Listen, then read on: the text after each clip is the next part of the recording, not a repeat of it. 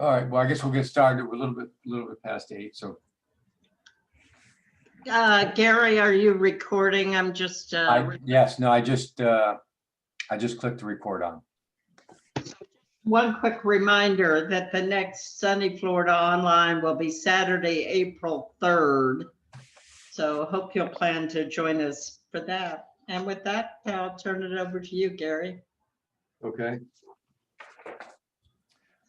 So last time we got started on talking mostly about splitting, but what I'm doing here with regard to Michi's book is he's got a bunch of proverbs that relate to splitting and other issues, and some of them we've talked about before, but I want to direct all of them to the idea of splitting here.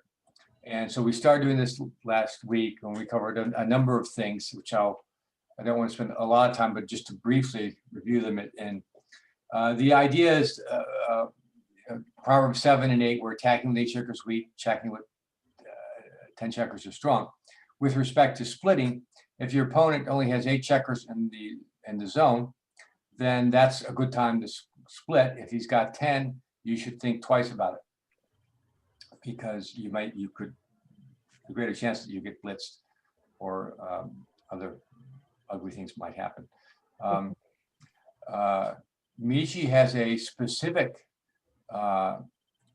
proverb, which is never split facing a blitzing structure, which he defines the blitzing structure, and I'll read it to you because it's kind of tricky, not that tricky, but he says when an opponent has a stacked point, he defines there are 2 items on the checklist when we judge whether we're facing a blitz structure. Well, one is when an opponent has a stacked point like the 6 point with 5 checkers on it, and the other is when the opponent has a lot of checkers in the zone, which he doesn't say what that is, but he gives an example of 10. So I'm going to assume that 10 is a lot of checkers in the zone. So just to show you what that is, here's a blitzing structure. You got 5 here, and you got black open with a 3-4, and so he's got 10 checkers in the zone. And in this case, the idea is not to, with our 4-1, we're not going to split here.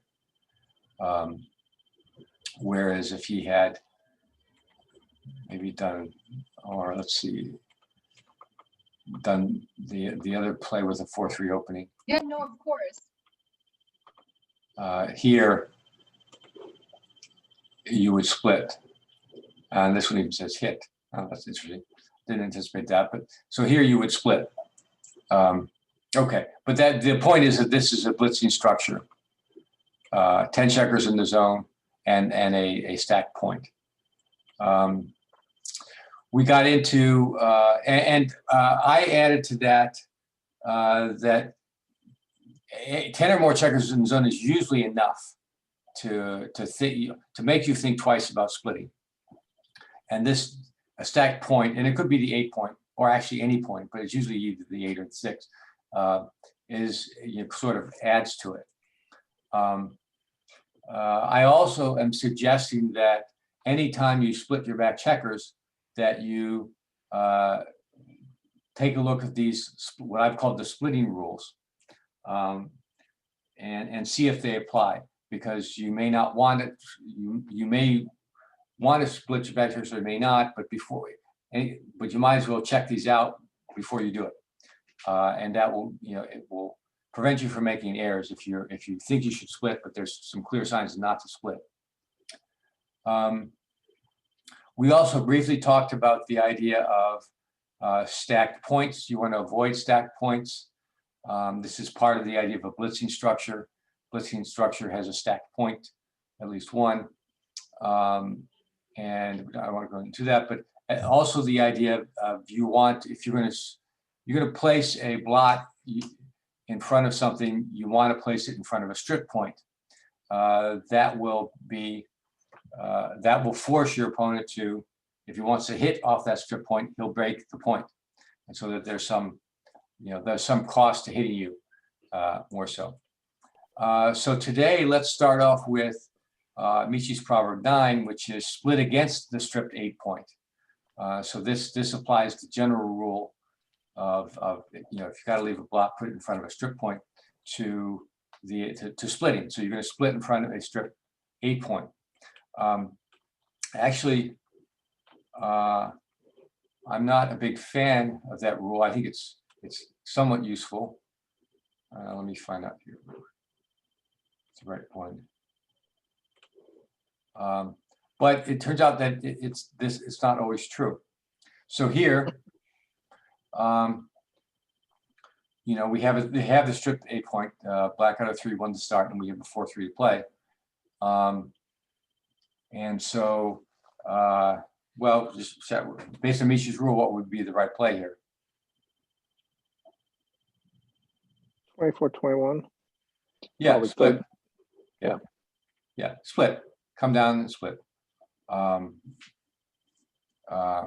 Which it's right. The problem I have with Michi's rule is this play, opening with the 6-4. Okay, so now what's the right move? I'd say 10 and 9. Yeah, it's 2 down, but it's the same strip 8. Right. So I think Michi's proverb is okay, except for the 6-4 opening. And in fact, if you don't, Phil Simorg these days deliberately plays the 6-4 opening just to see if his opponent knows how to the proper response to it. So so anyway, that's I consider that kind of a secondary feature. Michi devotes a whole proverb to it, but I think it's true, but you got to know the exceptions. So I don't, similar to where the 10 checkers in the zone, I would think is the primary feature for not splitting. The stack points are a little secondary, but combined they make a pretty strong rule. Okay. So now let's go to Gary, on that position where your opponent has the 2-point, are there general rules about coming up ahead of the 2-point, moving up with a 2, 3, 4? Yeah, I don't know if it's general, but well, the concept here is that when black makes the 2-point, someone's feedback coming in. So there you go.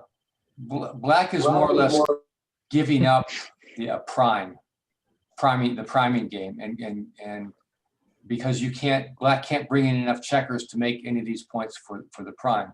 So similarly to when you have the stack points, you can't really do a prime if you have these stacked points. So the idea is that splitting into that kind of gives your opponent goes into your opponent's game plan, which is to blitz you. He's got the point, he wants to hit you, and hopefully you'll dance. So, but the general rule here is the only time you're going to split here is if you get a 6. Well, let's just look at some numbers like a 3-4, 2-1. Okay, we're not going to split here. 3-1, obviously we can't split with 1.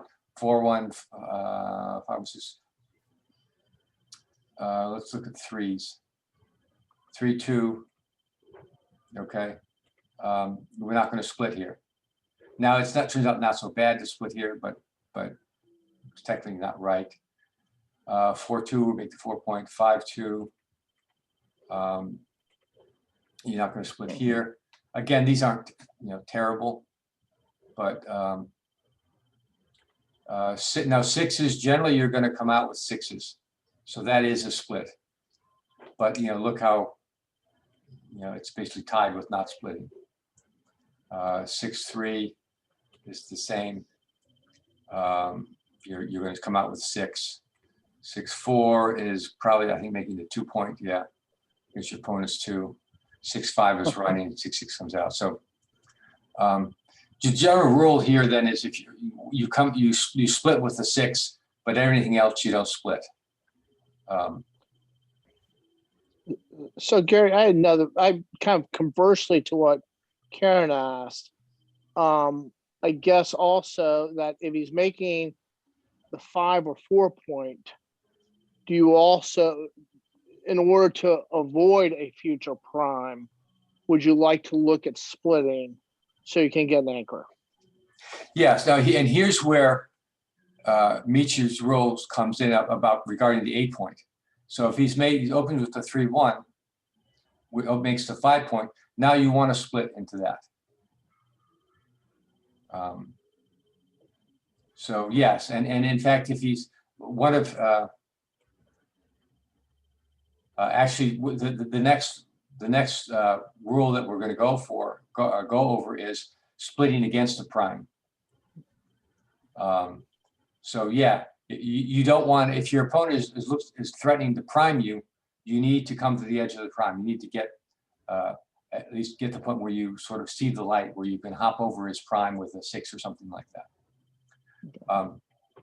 So yeah, so that which leads us into the next proverb, split against the prime. I interpret that, and I think it's easier to understand I think of that as splitting when you are well blocked by your opponent. And what do you mean by well blocked? Well blocked. Let's take a look at this one. Well blocked means that your 5s and 6s are blocked. So basically that means early on, that means that your opponent has made the bar point and he's got the 8 point and the bar point. And so your checkers sitting back here are blocked. And if they're blocked, you need to move them. You need to get them moving. So, so what do we think of this play? What do you think is the right one, given that I just given you a rule for that?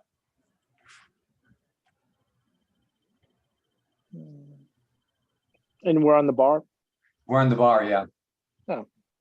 Which is another point I would like to make is that if you're on the bar, and because it may not be obvious to you at first, and you rolled a 1, you have the choice between splitting and not splitting. And then the splitting rules will apply. So when you're coming in on the bar and you get roll a 1, now you have to decide whether you're going to split or not. So what do you think? Well, you'd go 20 point with the coming in. Right. Yeah, we're well blocked. And Michi would call this a priming structure. And so you got to come in on the 5. And now the 1, I don't think it matters much what you do with. Would you slot? 6-5? 6-5. No. Okay. I think that's a little too loose. Okay. But so the preferred play, and then 9-8 is the second best play. I probably wouldn't do that because it stacks your 8 point. And this is a fairly big error. Actually, let's do the slot is not so great. It's okay, but not so great. Okay, so let's look at a variant of this. Okay, now we're coming in, and we're not stripped. So what about this one? So we're not well blocked. Oh, I would still think you'd do it though. So still do what? Still go bar to 5. That's what, Yeah. And then 24, 23. I think, is it different from the previous one that much? It's a little bit. It's in this case, you got a couple things going on, and this is what makes splitting a little bit tricky.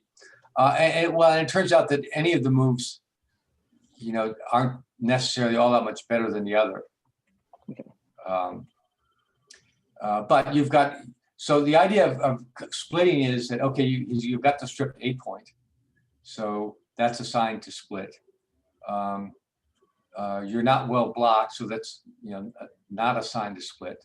You don't, he's got 9 checkers in the zone, so that doesn't really tell you not to split. So in that case, whatever you do doesn't make that much difference. You get into some other competing ideas that, well, he's got a point, so if you come into the 5, you're going to get hit, and you're working against a weaker board. But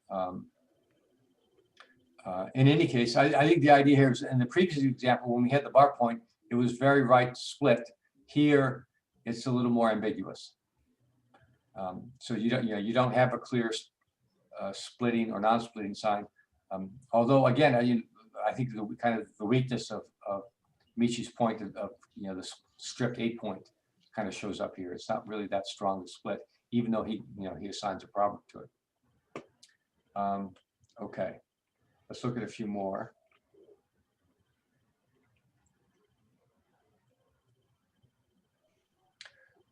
This one. So let's again, we got a 1 from the bar, and we have the opportunity to either split or not split. So how would we look at this to decide whether we come in on the ace point or the 5-point? I mean, it's got, what is it, 11 checkers? 2, 4, 6, 8, 10, Yeah. 11. 11 checkers Yeah. in the zone. So probably to the 24-point, and then 13, 8. Okay, but what else is there? Let me just throw this out. Here's some splitting rules. So we'll see if we can fit that in. I guess not. We've got 11 checkers in the zone, so there's a sign not to split. We actually have a stacked point here. Yeah. However, you come in on the ace, your checkers are well blocked. Sign, that's just a sign to split. We haven't gone over this one yet, but we will a little later. Opponent has an advanced anchor. That's also a sign to split. So you got 2 signs to split and signs not to split. So, so here's a tough one. We got all the rules and they all contradict each other. So, in that case, generally the signs to split are stronger, are more meaningful than the signs not to split. And also just looking at this, if you come in on the ace, how are you ever going to get past this blockade? It's likely to get stronger. Now there's a good chance. I mean, sorry, but with that said, so he's got to make the 5-point. He's got what? He's got 6-1, 6-2, 6-3, 3-2, 3-1, and 2-1. So with what you just said, that was part of my thought process, because he'll probably make the 5-point, but he'll hit you at the same time. Yeah. But doesn't it a big? Which would be very bad if he did. Which is why, if you look over at the equities, these equities show that you're in a bit of trouble here. So Gary, how would it be? Go ahead, Karen.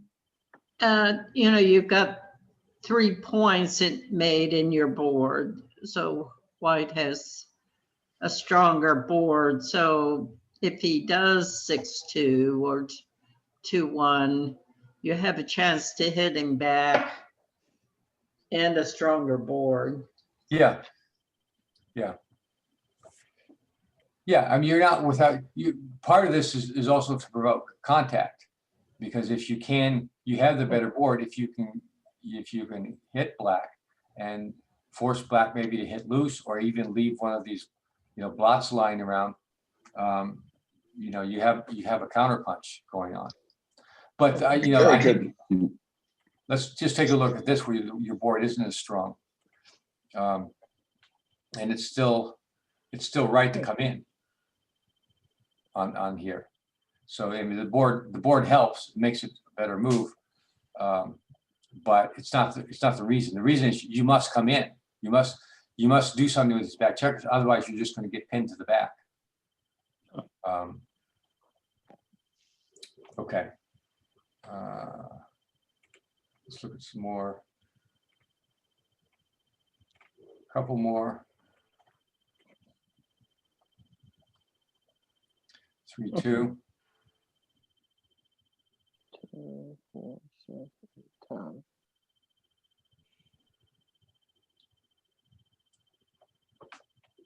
So what do we got here? We've got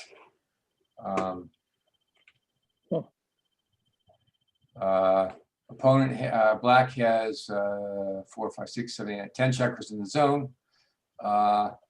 Sort of a stack here. That's a sign to not split. Checker's not well blocked, so that's not a sign to split. Your opponent does not have an advanced anchor. Also, I'll add in, just without saying too much about it, is another sign is if your opponent has split its back checkers and not formed an anchor yet. That's generally an indication to split. But here our opponent hasn't done that. So given that, you know, we have one sign that says don't split, and we have no signs to say you must split. So what are we going to do? Well, there's no need to split here, not yet. Yeah. Because we didn't have a sign to split. Now, splitting is not terrible here, but it's not the best play.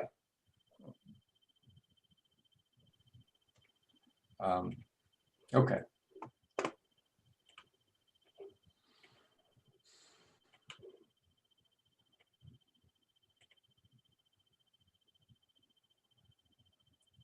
Here we get the 1-5 again. Okay, so this is similar to the previous one, except that there's no advanced anchor and we don't have a board of any kind. So again, let's look at the rules. Come on again. What's it? 4, 5, 6, 7, 8, 9 checkers in the zone now. So there's no sign not to split here. However, if we come in on the ace, we have well blocked. Our back checkers are well blocked. That's a sign to split.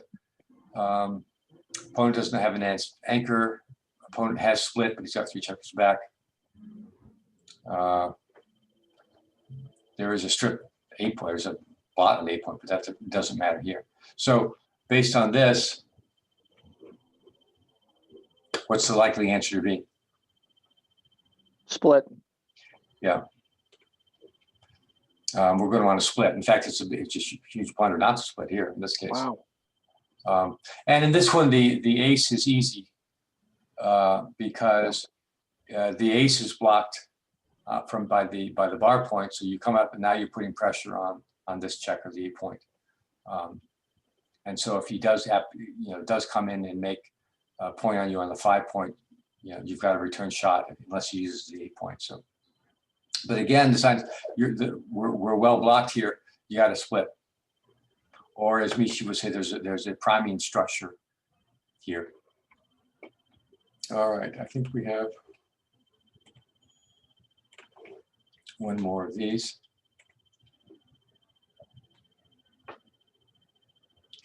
So, what about this one? Well, again, we got an ace from the bar. We have a choice to split or not split. We've got 10 checkers in the zone. Sign to split, but if we come on the ace, we're well blocked. And the priming structure is here. The opponent does not have an advanced anchor, has a split. But what do you think? We've got 2 contradictory rules. The 10 in the zone and the blocked structure. That's split. Yeah, it is split. And again, you step up with a 1 for the same reason that you have the 8 is stripped there. Yeah, in general, for the most part, the signs to split indicate that you really should split, particularly the blocked, if you're well blocked. That's a very strong sign. And the next one that we'll go over is the advanced anchor, and that's also a strong sign. So if you have those, that's generally going to be a sign that those are generally going to be more important than the fact that your opponent has 10 checkers in the zone or that he has a blitzing structure. Because those are signs that it's really time to split. Okay, so let's go to the next rule, which Michi throws into the kind of the intermediate rule, into intermediate proverbs, I guess, more advanced, I guess. He calls it counter an advanced anchor with an advanced anchor. And if you look at his examples, all the examples involve splitting. I mean, obviously, if you could make the advanced anchor, you would do it. But this rule that he shows is if your opponent has the advanced anchor, you better split. It's high time you did. Otherwise, you're going to get stuck, with the ace point game against an opponent with an advanced anchor. So let's look at some examples. Okay, keep in mind that the bar point is considered an advanced anchor. And again, we're at the 1-5 from the bar.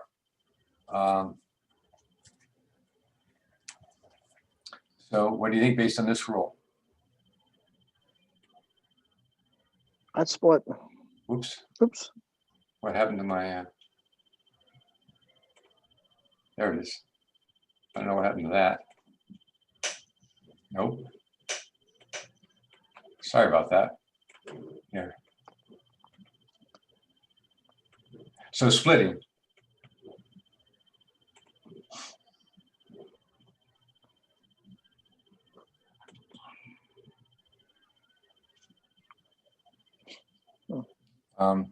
Yeah, so that's splitting. Now it turns out this one isn't that much different.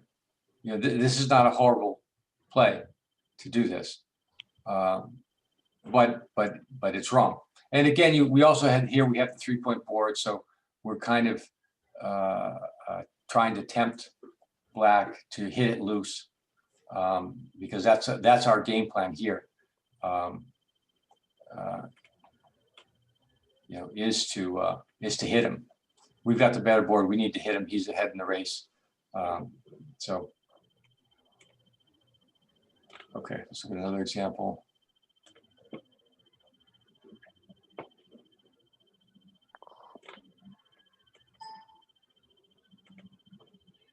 And what do you think of this one?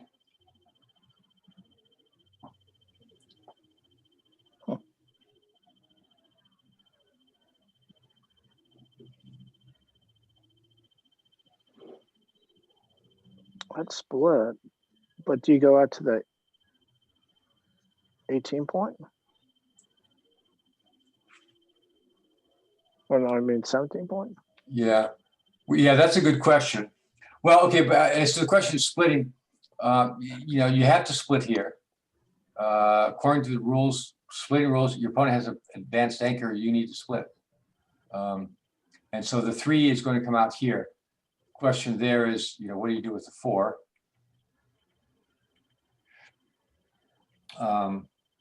You're ahead in the race, so yeah. And I generally go by a couple things. what's your One other is, four? how many shots am I giving up? Yeah. You might be tempted to go out here because now you're duplicating 6s. But I think in here you don't, and the reason is that a 6 is a free shot here. It'd be one more, I think. Yeah. It'd be on the Oh, it'd second be one more. floor. Okay, right. Yeah. Right. Okay. So you're not duplicating 6s. So you're giving up 6s and 5s. here. Okay, so here you're coming in, you're actually duplicating twos. Okay, so there's that. Also, if you get hit here, you got with anything other than a 2-1, you're going to be on the bar with, and black will have a blot, which you have a lot of return shots, a 4 or a 2-3 or 1-3, and that's what you want. We have the better board here. Well, we don't have the better board. We have a strong board, so we would like to hit black. Okay, so what's the answer? Let's look at the answer.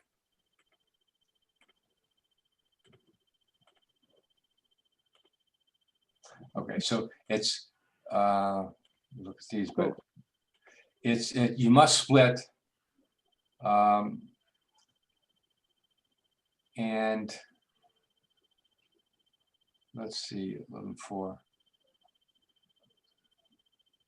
I guess it also matters how you split too, because this is not a split, but it's not as bad as some of these other plays that do split.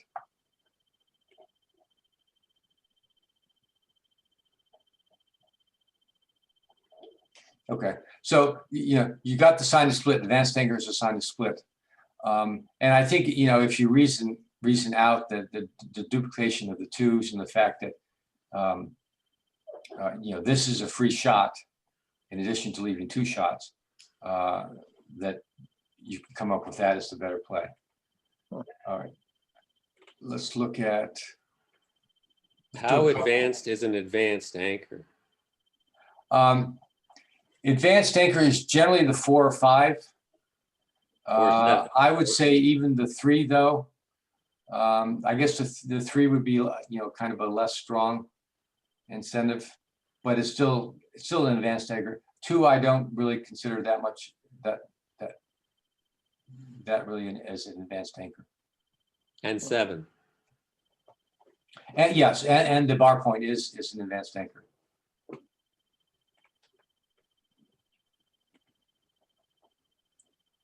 Okay, so here, what do we've got?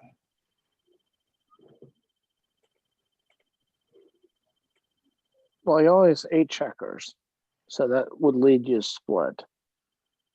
He's only got 8 checkers in zone, so there's we don't have a sign to split, or so we don't have a sign not to split. Right. So there's no 10 checkers zone, so there's no sign not to split from that. The back checkers are not well blocked, so that doesn't tell you need to split. He does have the advanced anchor, so that that tells us we need to split. So how do we split here? Go to his 4 point and then 10-9. Yeah, I mean this is a good place for the 1 to go, and then come in, and then come out with the other one.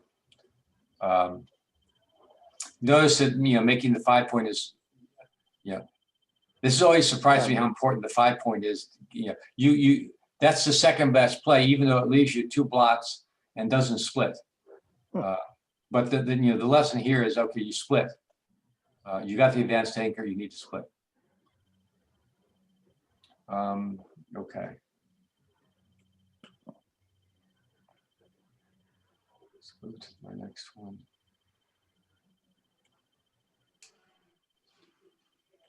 All right, 2 more examples, and then we'll wrap that up for the day.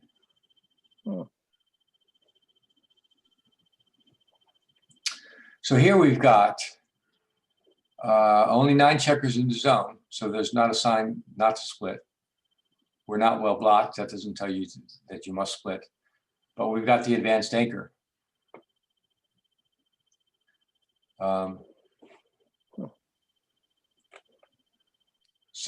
But you don't have much to do with a 4 if you just split the 24 to 23.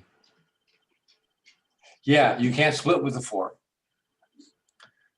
In fact, the 4 is kind of the 4 is kind of ugly. So you can only split with the 1, right? which would leave a 4. Yeah. So you got to go 13-8. Yeah, well, 13 to 9, yeah. 13.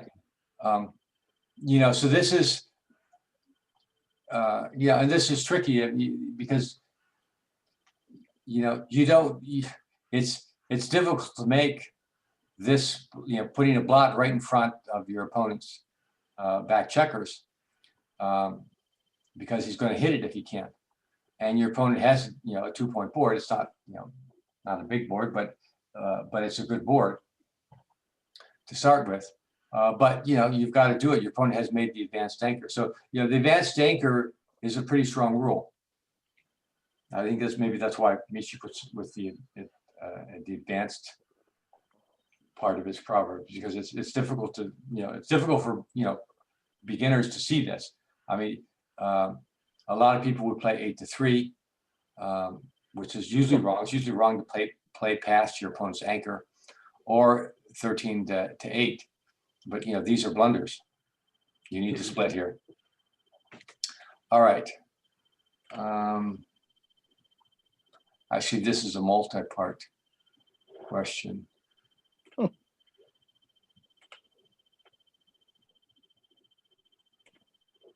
So what do we see on this one? We've got 11 checkers in the zone.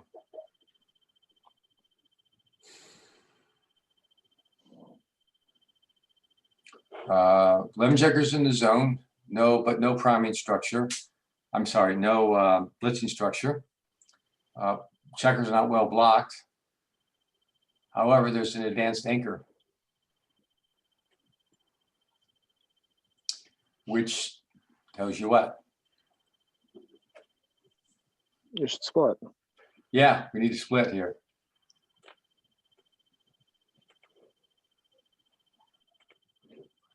And how you split, I don't think is that important here.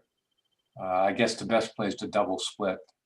But 1 up and the 2 down is just as good. Moving 6-5 also works. I would think bringing 1 down from a 13. Now you've got 10 checkers in your zone. I would think that would be the preferable one. Yeah, that's probably what I would do, because we'd really like to make the 9-point. And now you can do it with a 4-2, or double 2s, or you could emulate it with double 2s, but so that's probably what I would do. And generally, when you have your back checkers here, having 1 on the ace point is not a bad place for it to be. It's got the maximum coverage, and it's the safest place because your opponent does not want to make the ace point in general. All right, have a variation of this.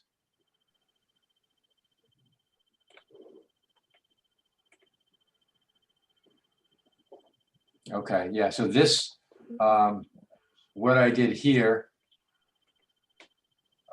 is now we have a blitzing structure. So, and this is interesting. Now you've got some very strong rules that contradict each other. We've got 10 checkers in the zone, and we have Michi's blitzing structure, a stacked 6-point. But we also have the advanced anchor. So those are, the blitzing structure with 10 or more in the zone is a strong, pretty strong sign. But so is the advanced anchor. So now what? What do you think we do? I would bring 13, 11, 24, 23, because except for 6-4, is he really going to hit loose on a 23 and 24 point? Well, yeah, I mean, that's probably what I would do too. I would probably split, but the right answer is to not split. And okay. Which I guess it shows you, I guess the strength of this combination, this is where having 10 in the zone and the blitzing structure comes into play. Because that's a really strong sign. But this is the advanced tank is also a strong sign. So it's really, and so it's really more of a wash. What have you moved? Let me ask a question. What have you moved rather than 2-1? Do that to like 4-1. I mean, no, 4-2. Yeah, something where you've got to move the other one closer in, so he's got more. Making his 3-point or something like that's not a bad deal. Yeah. You know what I'm saying? Yeah. Okay. So here we've got the same contradictory rules. You don't want to step into the blitzing structure, but you've got an advanced anchor. You really want to do something with that. Now the problem is stepping up to the 4 to the 5. Puts them in your sights. You've got three builders there waiting to feast on you. So I would hesitate to do that there. That's walking into his game plan. The thing with the blitzing structure is that it's not that necessarily that it's a strong structure, because he's stacked, and and there's not much. You need really good rolls to do something useful with that. And so when you step up there, you sort of put yourself under fire. Whereas if you kind of sit back and wait,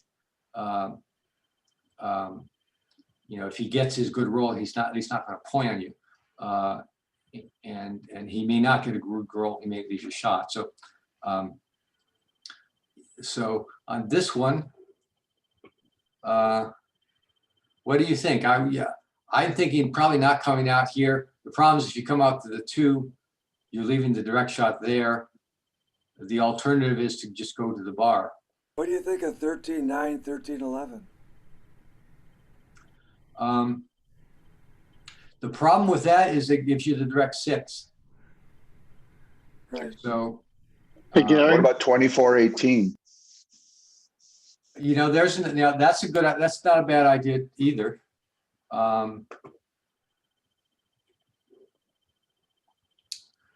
Because it does avoid, it goes back to, you're not putting your checkers in front of the stack point. You're going past the stack point. Push to the 5-point. But if you go 13-7, at least you get 1 off your midpoint, so that's useful.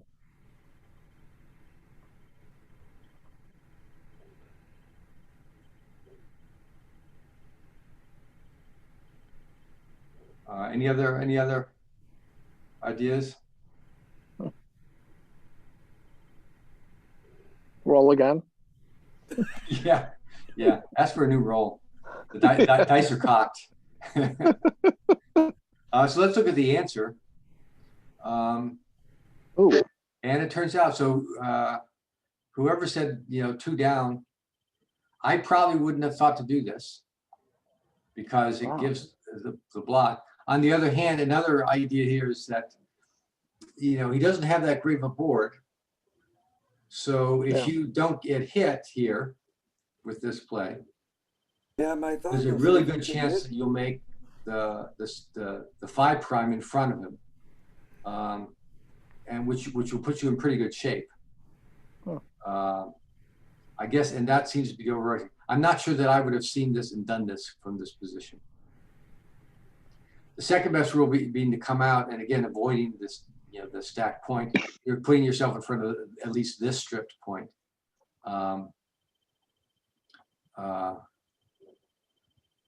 Let's look at that one. That's kind of the safe play, but it doesn't really accomplish much. It's an error. And it's a big blunder. This one again is just we put it right where he wants to hit, work at the point right where that he wants to make, and that he's got 3 checkers pointing at. So that's the problem with that move. Yeah. So I mean here you've got but the point we're talking about splitting here, and so here the splitting rules give you contradictory instructions. Typically but, you know, I would say that, you know, the advanced anchor is a strong rule to tell you to split. However, so is the 10 in the zone with the blitzing structure. So, you know, it turns out that makes it kind of a toss-up here. Hey, Gary, Yeah. could you go back to, what were the dice before the 4-2? Was it 2-1 or what was the, where we didn't 2-1. split? It was 2-1. 2-1. Go back to the 2-1 and now move those anchors from the 3 to the 4. Does that change it? Because we're Which talking one about was- the strength of What's the the, answer? I don't remember. what you The call answer was 13 to 10. was not to split. But what if you move them to a better position? Your opponent, if he had a better position on the advanced anchor, if he was in the 4 instead of the 3, would that still, now would you split or no? I would split here because we really need to make one of these 2 points. Because you didn't split when they were in the Yeah. 3. Yeah, So there's advanced and there's advanced. yeah, yeah. And here the split is definitely right. And I think so. You know, in this case, 5 or 6 gets black out, and so we really need to block one of those points. Whereas back here, only the 6 brings us out, so it's not as critical. Well, but also if he's on the 4 and you went down to the 10, you got direct hit. Yes, that's true. That's a good point. Well, but yeah, the alternative would be to come down with 2 and go 6 to 5. Yeah, Yeah. which is one of the options, but it's not. And actually, that's surprising. That option has the same equity as. Let's see if it holds out that way. Has the same equity as coming into into a direct shot. So yeah. So then, I would when never do this. I would consider this, but it turns out that they're worth about the same. so you said the 2 wasn't an advanced anchor, but 3 was, but maybe not every time. Or not, it's not super advanced, that's for sure. Yeah. It's advanced enough, I think, for our purposes. I mean, the purpose of these rules is to give you enough to go on to make a reasoned decision and to keep you out of a lot of trouble. And when they contradict each other, then they're not as helpful because it's not always clear what to do from that. But again, and I generally err to the side of splitting when they contradict. Now, and this, I haven't seen this type of situation come up where you've got the blitzing position, what did you call it? The blitzing structure. Usually when you get to this point in the game, there's, more has happened to the 6 than, it's not stacked. So, I don't recall seeing this in actual games that much. So generally, I'm going to want to split here. But then again, until I started reviewing Michi's work on this, I really wasn't looking for this that much. So, okay, so that's now, that covers most of the splitting rules. He's now, so next time we'll cover the hit and split, which is kind of weird what Michi did with that. I thought it was simple, then I went back and looked at his examples and it's not so simple. So we'll go over that and then we'll do some review of trying to apply all these rules together and see if we can do it, kind of solidify them. Okay, good. So that's that. Let's see who wants to play the Chouette. Gary, thanks. I gotta go, so I really appreciate it. Sure. No problem. Everyone's welcome. I'd like to play, Gary. It's Phil. Okay. I'm not going to play, Gary, but thank you very much. I appreciate everything you've done in this last hour. It's been great. Great. Glad to hear it. Take care. We'll So send all of you the link to the recording. actually, let me stop recording. Thanks, Karen.